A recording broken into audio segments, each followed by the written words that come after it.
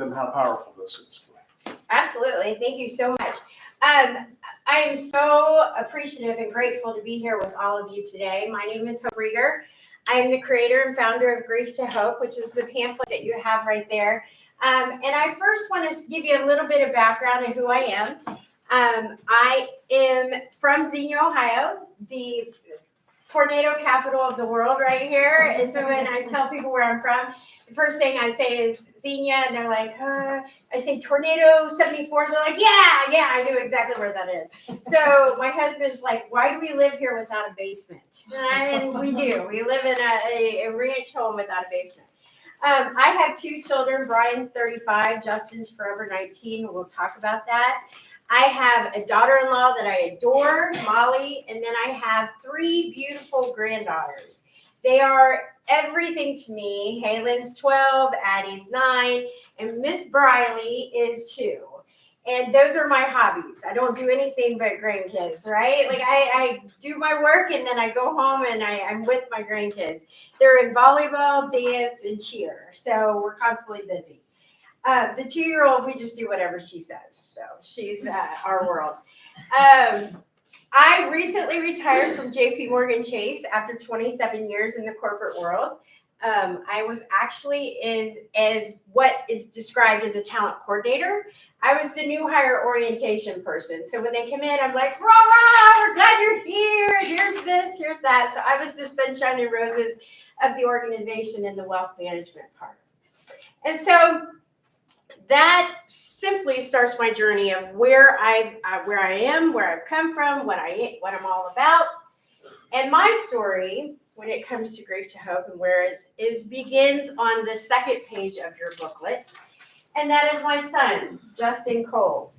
Justin was born February 5th, 1997.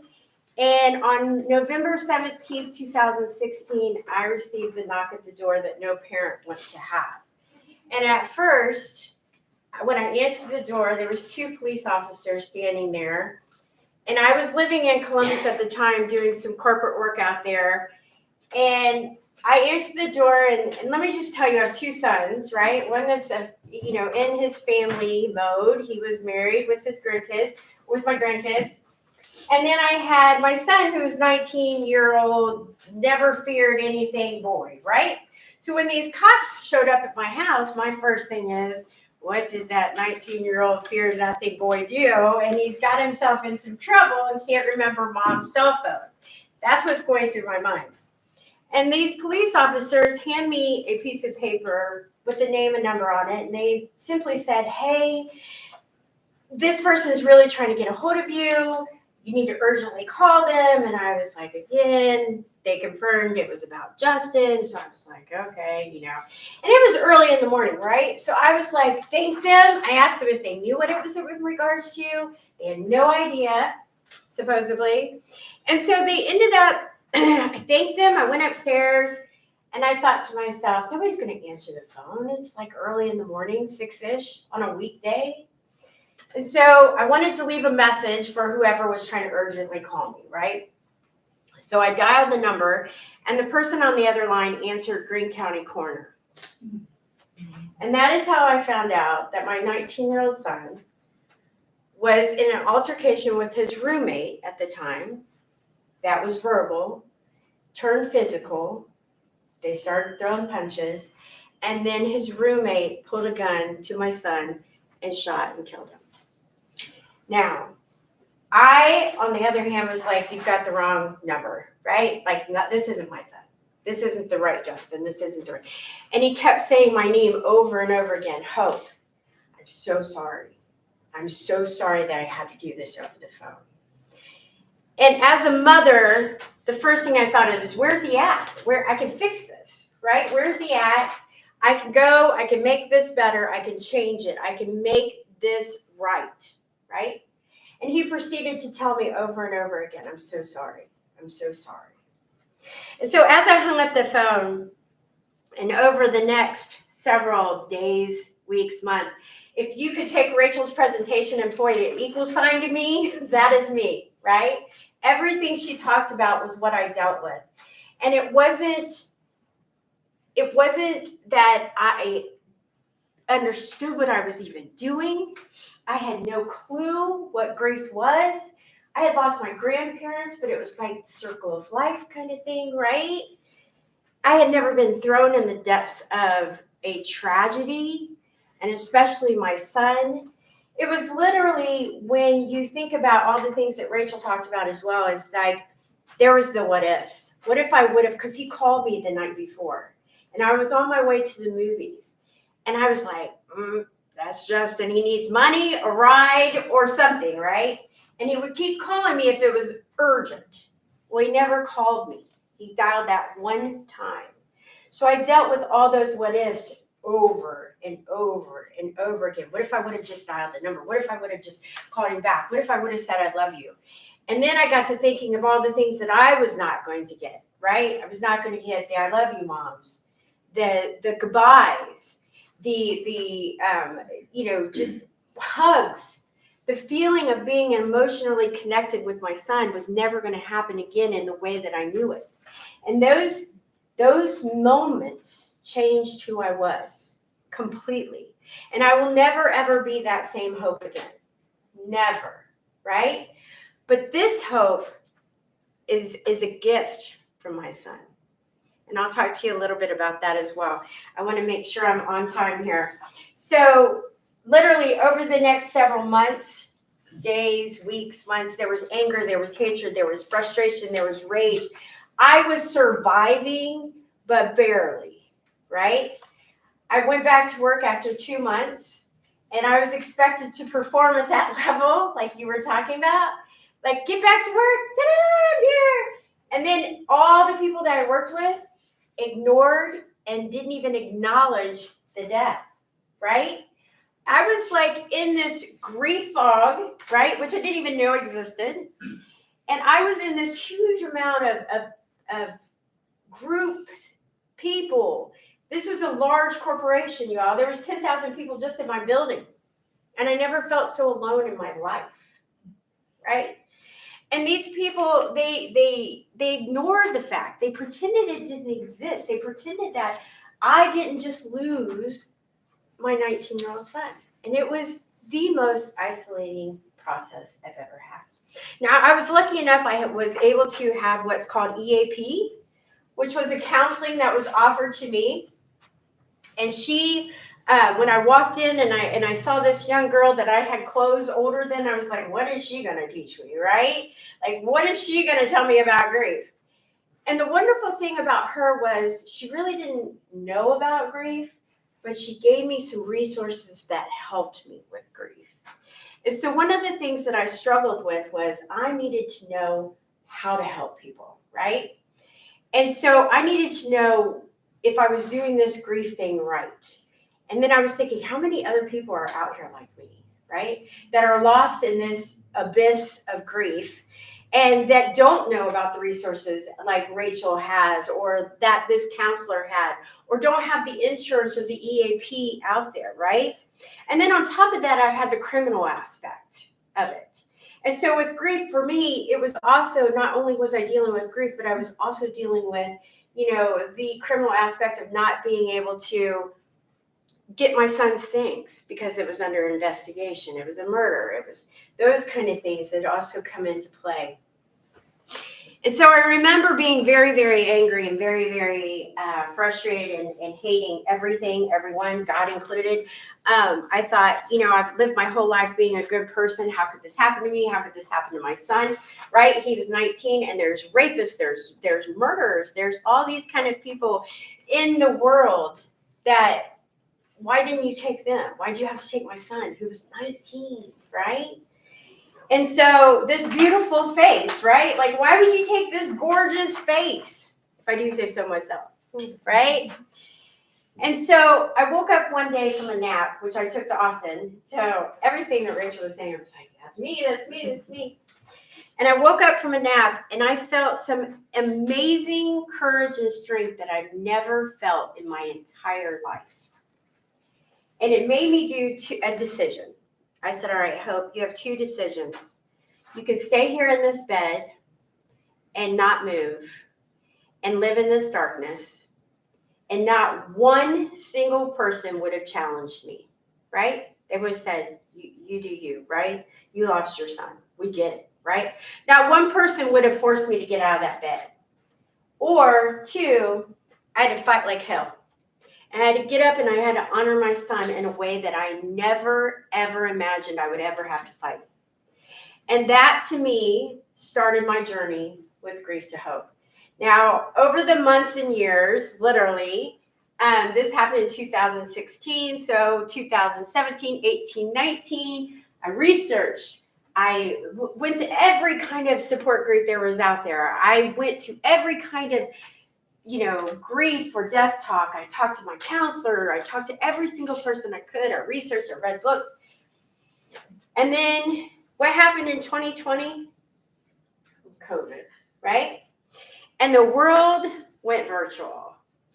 And so in that moment, I knew that my time was now, because like Rachel said, the isolation that COVID put us in was another layer of that death and grief, y'all. It was another layer. People weren't allowed to say goodbye. They weren't allowed to have funerals. They weren't allowed to get together with their families. All of their support was now by virtual, right? They wouldn't even let us be around our families, right? So I couldn't imagine grieving during the COVID time, right? And that's when I decided to put pen and paper. And I was like, this is it. This is when I'm going to make my way of honoring my son. And so Grief to Hope was born. And on the next page, you'll see Grief to Hope is a 7-week program that started virtual. And it continues to be virtual 4 years later. I do 7 weeks, 4 times a year. I support in a peer level of grief, right? So everybody that comes to my session understands that we respect everyone's thoughts, feelings, religious beliefs, as well as privacy. And it's a safe space for them to be. So we do this 4 times a year. And in this 7 weeks that I've developed, there's things that we go through. And the first one is introduction. I go into pretty much detail of what I talked to you in a few minutes on that first session. We talk about my why, my purpose, my story, what brought me here, as well as what the program will be involved. And that's exactly what I'm going to do for you now. So we spell out the word grief in weeks 2 through 6. I spell out grief. And we talk about a main discussion, the first one being gift of time. We talk about that terrible saying that says time heals all wounds. That doesn't exist in grief, right? Even in our own personal, when we get cut, there's still that scar there, right? So time heals all wounds isn't really the best way to describe death and grief. But we talk about it, right? We get rushed to go back to our normal selves. We're like, hurry up, get back to normal. And I try to explain to people that new normal will be existent and new and normal, right? When you decide that you don't ever have to go back to the way that you were before your grief, and you release that, is very, very welcoming. Right?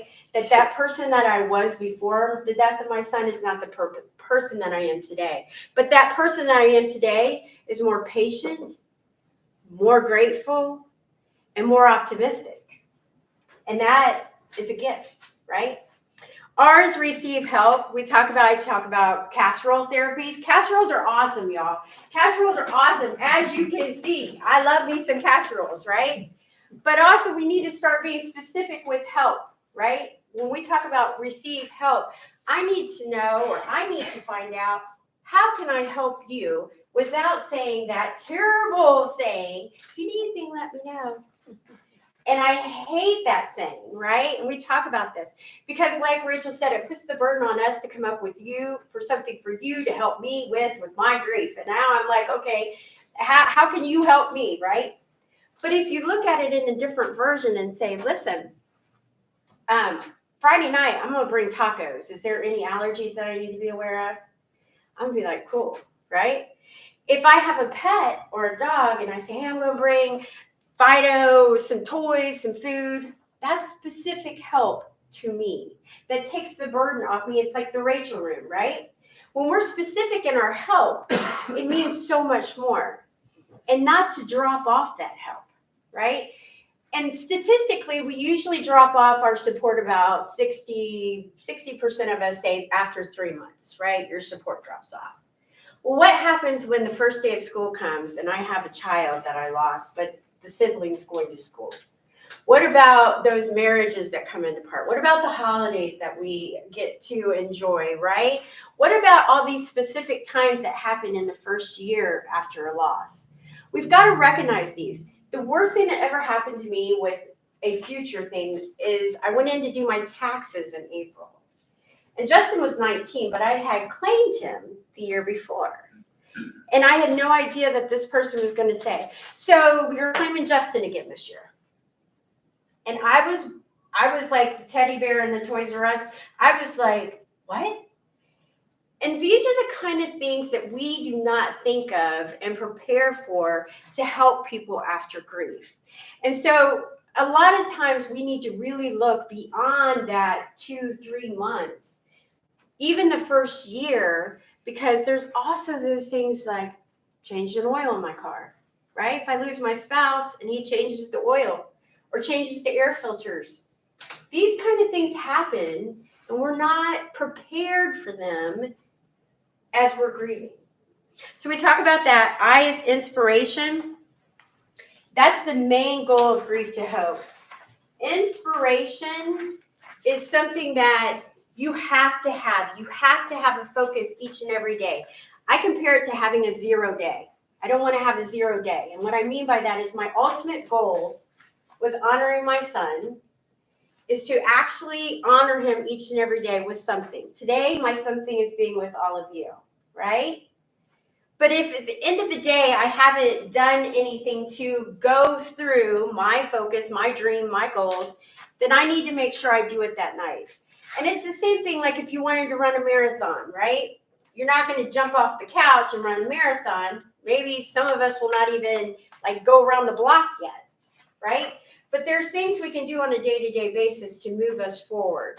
And that's where our inspiration through grief comes through. Grief to Hope is my inspiration. Expectations, we talk about. Men and women have many different expectations that I've uncovered within the grief world, right? And the expectations are also with stigmas. There's a stigma out here right now with stillborns, miscarriages, suicides, overdose, murders, and that somehow if someone dies of cancer, they receive more empathy or sympathy than somebody that dies of an overdose. It's real. It's out here. I see it every day in my support groups. And that people do not deserve to have the way that they're treated after a death of a loved one because of the circumstances of that loss. So the expectations that we deal with a lot is with the stigmas that occur with our loved one's loss. I had a lady in my support group that refused to tell anybody her son had passed away of an overdose because she did not want the ramifications to come back on her. Like someone would tease her or tell her, treat her differently. Like, why didn't you fix it? Why didn't you help him? And these are things that we deal with and we are dealing with all the time with fentanyl right now. It's the overdose that is going on, but we are neglecting these people in their grief and their sympathy. F is feel everything. And that is one of the amazing things, like Neil had talked about, memorializing. I have them bring their pictures, share memories, share stories, tell me what they loved on their favorite pizza. Just tell me everything about them. I want to get to know them in the support group, right? And they're on Zoom bringing their pictures. They're sharing all their great stories. And the smiles on their faces are incredible because they're getting a point to share and be asked to share, which is something that's not the norm in the grief world. And then finally, to hope. And to hope is basically, what's your next steps? What's your next goals? Grief to hope is all about moving forward, right? It's about living with that grief, but how do you move forward with that grief and actually live, right? So many of us stop living when we lose our loved ones. I did for months. until I had the courage and the ambition and the desire to honor my son, and he's in my corner right now, right? I have the best cheerleader in the world. He can't talk to me, but he promotes me. He lets me know exactly that I'm doing this for him, right? He doesn't downplay it. He doesn't say, you shouldn't do that. You shouldn't try that. I can't hear that. All I know is he is up there watching and listening and giving me the best encouragement there ever was, right?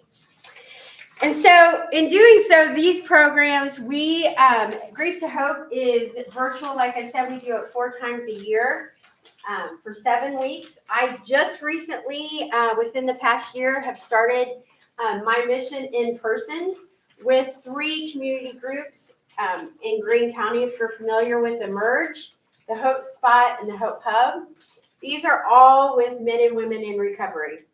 And let me tell you, at first, when I went out to the men in recovery, I was like, these guys aren't going to tell me. They're not going to share anything.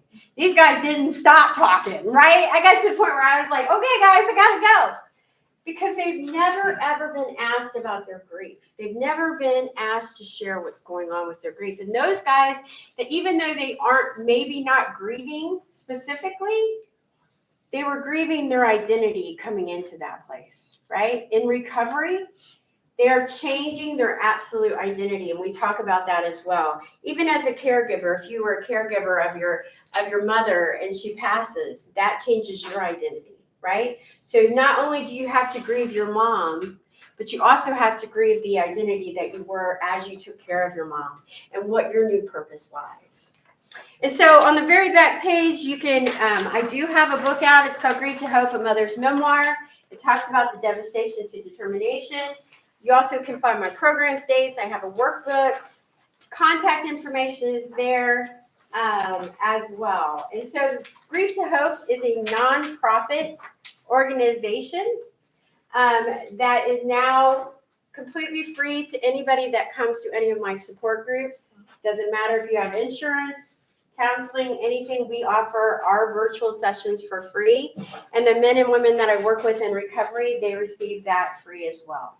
So we are now a nonprofit organization, and I'd love for you guys to check it out. Check out my website, as well as I'd like to leave you with a quote, like I do in all, and I am like right on time. Being around others who understand the heaviness of grief can also provide the strength and hope. And for all of you, I thank you. I'll be back. Maria's going to go and talk about her story and hers, and then we'll come together at the end. So thank you. Thank you, Hope. Absolutely. That was amazing. So I'm Maria Lee Dunlap, and I, like Hope, also have had a child die. My story is much different than hers. Come on in. Welcome. In December of 2011, I found out I was pregnant with my first child, and I was so excited. Like, I had dreamt my whole life about having a baby and being a mom and all this stuff, and it was like, oh my gosh, all of these things are coming true. And I was counting down the days until we had our 20-week ultrasound. It was scheduled for March 7th of 2012. And my husband at the time, we took the day off work. We were like, we're going to go find out if the baby's a boy or a girl. We're going to go do a registry. We're going to have our gender reveal this night. It's going to be like the best day ever. I had been around kids my entire life. I'm the oldest of 7 kids. I've babysat. I've nannied. I didn't think at that point I was agreeing to children or having children. And so going into this ultrasound, I was like, the whole point is to find out if it's a boy or a girl. Spoiler alert, that's not why you're having an ultrasound. It's actually to go through and find out the anatomy of the baby and make sure everything's looking all right. Well, as the ultrasound tech was rolling over my belly, she stopped after she told me very quickly, it's a girl. And I got so excited so quick. My whole life was flashing before my eyes. Oh my gosh, I'm going to have this baby, and what is she going to wear, and all these things. And all of a sudden I'm seeing dance recitals and first communion and dances at school and getting married. And oh my gosh, I'm like all these emotions all at one time. And I am completely pierced when she says, there's something significantly wrong with her heart. I need to go get the doctor. And I was like, wait, what? I was just seeing her walk down the aisle, but you're telling me that. Getting to that point, what do you mean? So my head starts spinning all these questions and how can this be? And the doctor comes in and tells us, she has hypoplastic left heart syndrome. And then it's like, wah, wah, wah, wah, wah, wah. I'm like, what does this mean? There's so many questions I have. What? And finally, as he's just sitting there talking to me, I just looked at her and was like, is she going to be okay? And he's looking at me like, have you been listening to everything I'm saying? And I'm like, clearly I've not been listening to anything you've been saying. And he backtracks and says, well, there's a 3-part surgery she can go through. We're going to need you to go have additional imaging tomorrow to find out the severity of her diagnosis and kind of how we're going to move forward. So needless to say, the rest of our big happy day kind of had a little bit of this dark cloud overshadowing it. I was trying through the whole day to be super upbeat and happy because I was still so excited to be a mom. And all I took from him telling me that was, you're telling me there's still a chance that everything's going to be okay. So we went to the ultrasound the next day, and the cardiologist that came in and spoke with us sat down, and she looked at me and she said, I'm not going to tell you anything that's going to give you more hope than you should have.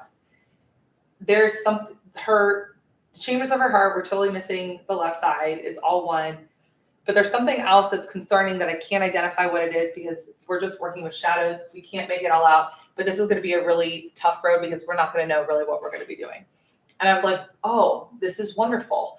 And so for the remainder of my pregnancy, all of these joys and exciting things I was looking forward to, like having showers, it was all overshadowed by this idea of what is going to happen when my daughter Vivian, when she was born.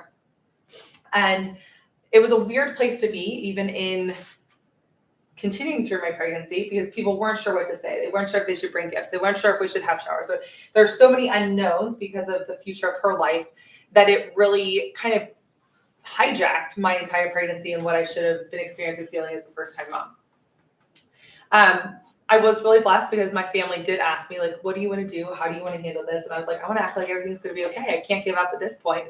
They're telling me, even with her diagnosis, we still could have a positive outcome. And so we went through the rest of the pregnancy, and Vivian was born on July 24th of 2012, pink, screaming, yelling, like announcing to the world that she was here and she's ready to do something, which was really exciting because the doctors told us that she would be blue, that she wouldn't be breathing room air. So we had this miracle week of her breathing room air, of her being perfectly pink, of us being able to just love her, hug her, hold her, have everyone we knew come visit her until we prepared to have her first surgery. After her first surgery, everything went excellent as far as her heart went. But we started having complication after complication after complication after complication as we were trying to wean her off the meds, as we were trying to extubate her. And after about 52 days of being in the hospital with her, one of the doctors came in and said to me, Maria, here's the deal. We're practicing medicine. We don't have all the answers, but we've kind of come to a point where we don't know exactly what to do to move forward. That was a moment in time that will stay frozen in my mind for forever. Because the doctor was telling me he had no idea what to do. And at 24 years old, I thought the doctors could do anything. 2 was that I was 24 years old and I was going to have to make some really dramatic decisions about my child that I had wanted for so long, that we had fought so hard. And I didn't know what to do. And lastly, I realized that the support that I was receiving from my family coming to visit, from people bringing us meals in the hospital, from being able to take a leave of absence from my job and be fully present to experience all of this, that majority of the other families in the hospital were not having that same experience.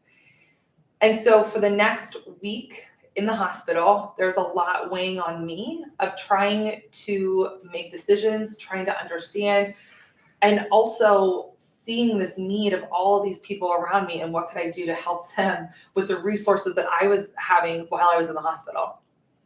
And everything kind of came to a head about 6 days later on September 20th, where Vivian had a whole just outburst of herself. It was incredibly traumatic. she was being extubated again, and there was some kind of like knock inside, and it disrupted something inside of her, and she started hemorrhaging and died very dramatically and very quickly the following morning. And as a mom, a young mom, sitting there holding my dead child, knowing that I was going to leave the hospital with empty arms, all I could do was sit there and think, this all had to mean something. This all had to mean something. I can't believe that I'm leaving the hospital without a baby in my arms without it meaning something. And so the next few weeks, months, was a very tumultuous time of trying to understand what my life meant and what this experience actually had did to me as a person and how I was going to move forward. And so, as I said, I was so blessed because we had family and friends that all rallied around us and were supportive in the hospital, that I was able to see that there were places for me to be honest about how I felt, that there were people that did want to support me and really carrying me through this process of reclaiming what my new life was going to look like, which is a totally different idea of what I thought my new life was going to look like. And so through that process, I started asking some really fundamental questions to myself of who am I? What has this done to me? How am I going to allow this to impact my life? I started asking questions of what is happening for families who are in the hospital? Who's reaching out to them if they don't have support people? If they're a single mom and trying to continue to afford their house at home and take care of their other kids, and they aren't able to be in the hospital, who's then the one that's going to be there for the baby in the hospital? Who's going to be the one that's going to help with the kids? What's going to happen for families when their child is actively dying in the hospital and their FMLA is up, and so they're back at work, and then they're getting a phone call that their child's rapidly declining, and how are they going to get there? And how are they going to have the time? So I'm asking all of these questions about why am I seeing a marginalized group of people that nobody talks about inside the walls of these hospitals, and why aren't we doing things to help them? And so coming from a family of entrepreneurs, I was like, well, obviously we have to do something. We have to start something. We have to do something. And so out of that spurred the birth of Refi Family Support Foundation, which is a nonprofit that I founded to support families when their child receives a significant medical diagnosis, to provide wraparound services so that they're able to be fully present for their child. And so as I'm building this nonprofit and I'm in the work and I'm networking with the hospitals and the social workers and community organizations and partners to create a safe place for these families to come and receive support, I end up becoming the mom of a dead child guru. Like every person that I knew that had a child that they knew that was dying or had gone into the hospital, or whatever, however someone was hearing about someone that had a traumatic instance with a child, all of a sudden people are coming out of the woodwork asking me to tell them, what do I do? How do I help them? What do I say? How do I be supportive of them? And so this is happening in like my more personal life, while in my kind of fallen into professional life, but in this nonprofit, the same thing's happening. I'm having professionals come and talk to me and ask me questions of how they can better support the families that they're working with in the hospital. And I'm having families that are reaching out to me from a connection in the hospital saying, hey, this person was so helpful for me while we were in the hospital. We know you're going through this. You should call her. And so I'm getting all of these people that are asking me to come talk with them and make a plan for them of how they're able to better support their child, or how they're able to be present for their kids at home and still be present at the hospital, or just be and feel their feels and just say how they're feeling and not feel like they have to be filtered because someone's going to be documenting whatever they say, or be honest about the treatment they felt like their child was receiving, or asking me to make phone calls for funeral arrangements. And how do I take a body from Cincinnati to Arizona and figure out all these details? And I'm like, I feel like I'm doing this pretty well. Like I'm managing all of this, but I feel like there's more that I could offer, more that I could do, more skills I could have. So I started doing research, like who helps people when people die? Like what is this? Okay. And so like the normal things are coming up, like funeral directors, we have nurses, we have hospice, and I'm like, no.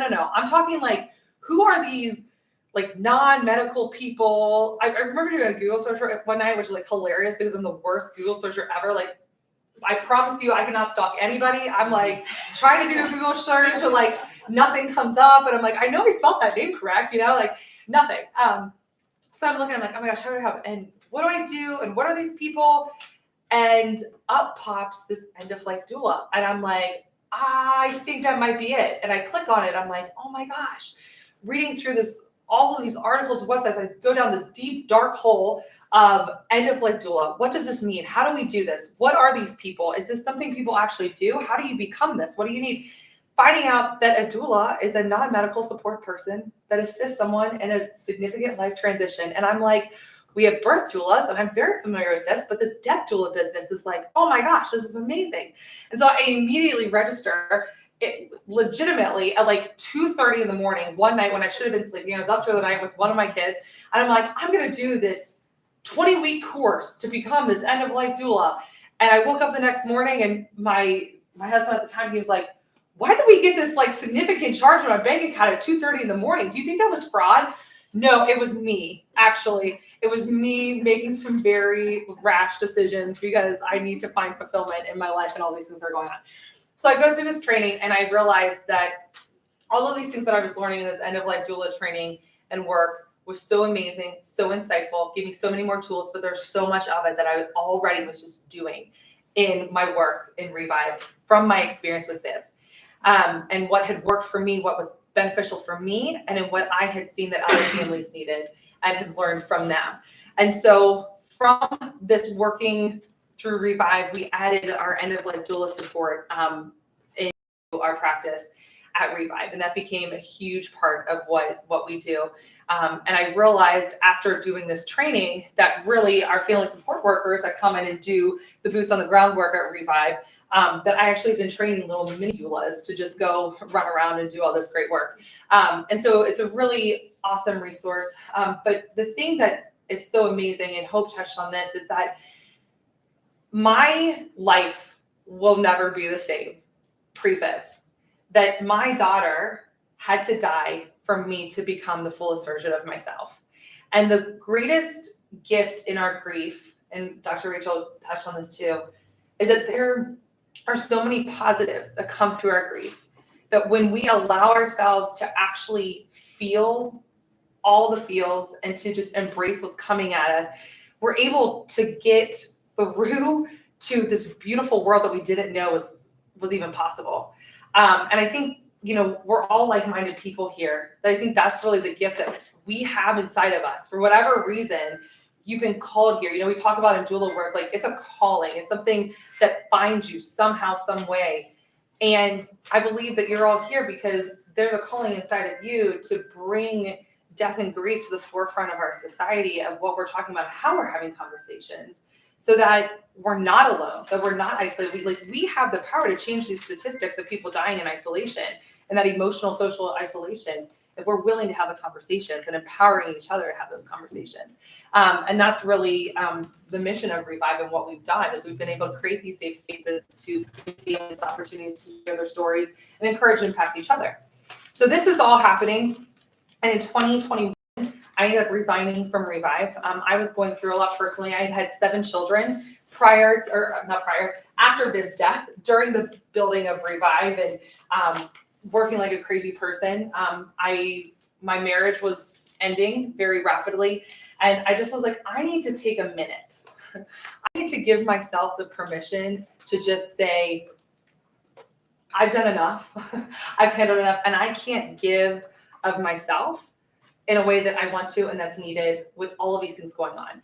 And so I made the decision to resign from Revive. It was the best decision I've ever made. We've hired a new executive director who's absolutely incredible. She is taking it to a whole new level that I could not. But for me, as I have now journeyed through, we're nearing the end of 2024. I'm now the director of foundation development and volunteer services at Hospice of Southwest Ohio. And I love my job. And our whole mission is to be able to really destigmatize hospice and destigmatize grief. And we're doing it in some very innovative ways, which is really exciting. But the pause that I took was something that was really hard for me. And there's a lot of shame around it because of what I was going through personally, that I had built this organization and kind of looked like to the outside that I just dropped it, that I wasn't able to be present for other people in the way that I wanted to be. But I had this whole moment about a year into this pause, really, of recognizing that I'm now practicing what I've been preaching to all of my families, that I'm giving myself the permission and the space to say, hey, you're going through a lot. You've been through a lot, and you have to recalibrate to be able to give more of yourself. And so I think as people that work in this space, people that have huge capacities to serve others in this space of grief and death, that we have to remember that we have to take care of ourselves too. And we talk about self-care and how, there's a very negative connotation, I feel like, around self-care, even though we talk about it all the time. And I hate the analogy of putting the oxygen mask over yourself before you go help other people, because I'm telling you right now, planes going down, the oxygen mask comes out, I'm like, all of a sudden I have octopus arms and all of my kids are going to have it on their face, and then I'm going to be putting it on mine. Like, absolutely believe that with everything inside of me. But living in this space of pause and self-reflection and really rediscovery of who I am, I have seen how it has propelled me into this new phase of my life where I'm able to fall even more into the purpose that I know that Viv started in my heart and in my soul through her death. And I just really want to encourage you that those aren't wrong and they aren't bad and they're wonderful. And there's so much beauty and great things that can happen through that. That pause prepared me for this new role that I'm at hospice, which has been wonderful. And as I've been working in hospice, I have two new things that are starting. One is a podcast that's going to launch in 2025, early 2025, and a doula practice in Cincinnati. And so if I didn't have that time to allow myself to acknowledge kind of the chaos that was around me and the grief I was experiencing through that, I wouldn't have then again had the opportunity to catapult into this new phase of life either. So this grief, it is hard and it is weird and it feels really yuck inside sometimes, but it is a catalyst for us to be able to get to the next level of who we are and who we were created to be. And so I just, that is always my greatest thing to share with people, is that it's not something bad. It's not something terrible. It's something like you want to just like run head first into, because you don't know what breakthrough is going to happen on the other side. So for those of us who are here and we are, learning about grief, we're learning about death. And yesterday we were talking about a lot of practicals of, I'm learning more about some of the practicalities that go into our end of life. But one of the things that Hope and I really felt passionate about sharing with you are some practical ways that we're able to support the people in our lives that are grieving. And Dr. Rachel shared some really great things, especially the things that you don't want to say. I had a woman tell me after Viv died that she completely understood how I felt because she had a miscarriage at 6 weeks. And that was, I think, the only one of the first moments that my mom wanted to disown me, because it was in a public place. And I just looked at her and I was like, I'm really sorry that you had that experience, but you have no idea what I'm feeling right now. Like, you can't do apples and oranges. And my mom was looking at me. She's like, oh my gosh, I can't believe you're talking to somebody like that. I was like, you know what? People need to know what they need to know. Okay. And if I wasn't like literally been out of the hospital, just buried my baby, maybe 10 days prior to that, maybe I would have been a little bit more graceful in my delivery. But one of the things that I love to share with people is that there's really a very simple 3-part process that I think through every time I'm working with somebody with grieving. The first one is being present. That our presence is the golden ticket to be able to build that trust with a grieving person. It is vulnerable. It is a very vulnerable, isolating space, because I think one of the things as grievers, one of the mechanisms that we use is we, try to keep it and we try to hold it in some ways, because we don't want to share all of the things that are going on. Like, we still have a hard time with extroverting all the things we're feeling because we're worried about what that person is going to say, and vice versa. Those of us that are going into people's grief, we have like our shield up too of like, I don't know what to say. I don't know what to do because I don't want to offend them. And then the grieving process becomes about us and not being present for them. So if we're able to chuck all of that aside and just say, you know what, I'm willing to jump into the trench with you and just be present and give that griever the opportunity and the permission to guide the conversation. How are you today? Open-ended questions. How are you doing right now in this moment? Great, I'm fine. I just dropped the kids off at school. Okay, cool. We're just gonna have like a normal life conversation. That's great. I can support you in this. Maybe the response is, today's been a really terrible day because of whatever. Okay, great. I'm here to sit in the terrible day that you're having because everything is reminding you of your best friend who just died. Or, they're like, nope, silence. Got nothing. Okay, well, I'm still here with you. Like, I am here in this space with you because your grief doesn't scare me. What you're feeling, your vulnerability, your reality, it doesn't scare me. I'm here. So being able to be physically present builds that trust.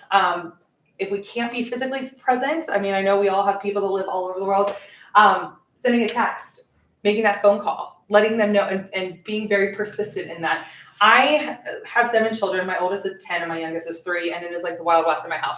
So if it is not on my calendar, it actually doesn't exist. So for me, one of my ways that I practice being present is I will literally put in my calendar a reminder to call, to text, to do whatever, so that I am continuously and habitually making the effort to create that space and presence for a person if I can't be physically with them. The other thing is in the being present is not giving them like all of these choices or like, tell me, where do you want to meet? What do you want to do? No. Here's when I'm available. I'm available Tuesday and Thursday at these times. And I thought we could meet at this place because I know it's convenient for you. Which one of those works? Or if, and then if they're like, oh, one doesn't work, then okay, let's look at this day and this day. Try to give as many, few options, try to give them as few decisions as possible by creating options for them to make or to choose from. Next one after being present is listening, is just listening. We all have experienced grief, right? Like grief is a primal emotion. We've all experienced it from a very young age, but we haven't called it that, but that's a whole nother story. But when we're actively listening to someone, we're not inserting our own experiences. We're not there to be a grief thief. We're not sizing each other up on what we've experienced. There's a fine line in between building rapport with someone and showing them they're supportive based on a situation that we have gone through, but it's not about me. Our conversation, we sitting here listening, it's not about me. So really silencing ourselves and being fully present in the moment to look at the person, to do active listening, to reflect back to them what you hear them saying. It sounds like really what you're struggling with right now is not just the death of your dad, but how you're integrating that grief that you're experiencing and living your everyday life at work and figuring things out. Yeah, that is exactly how I'm feeling. Okay, great.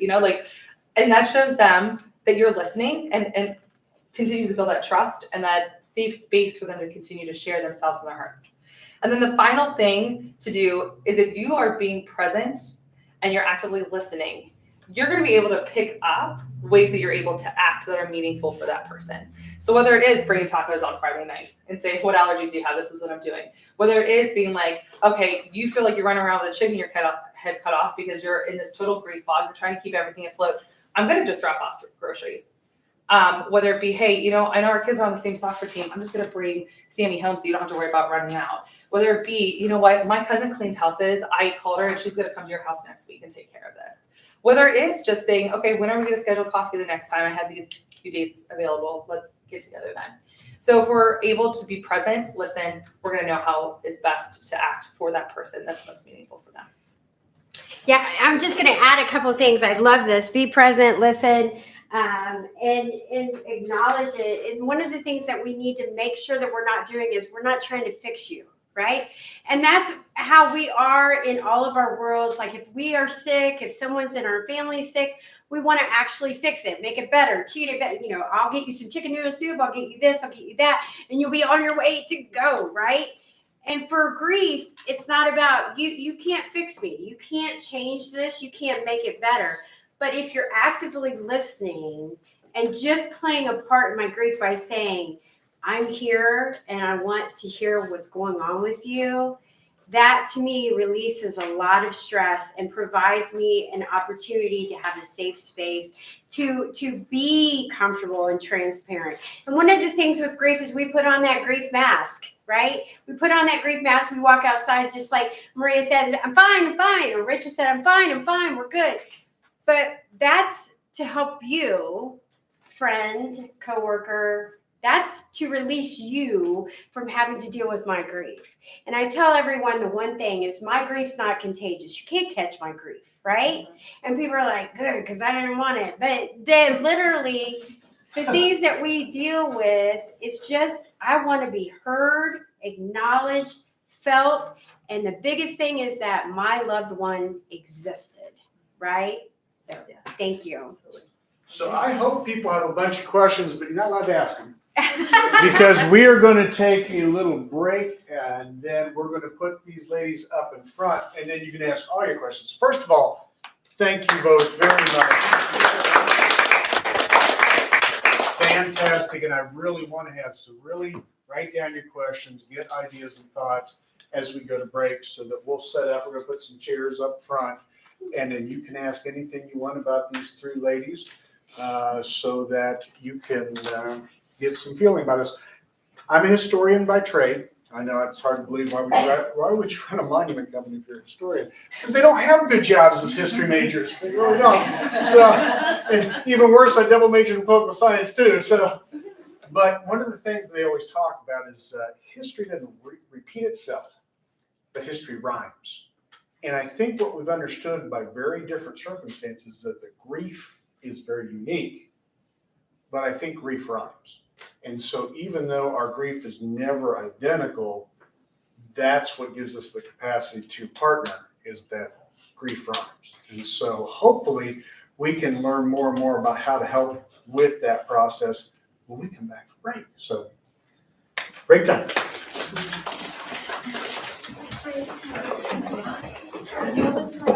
Hello.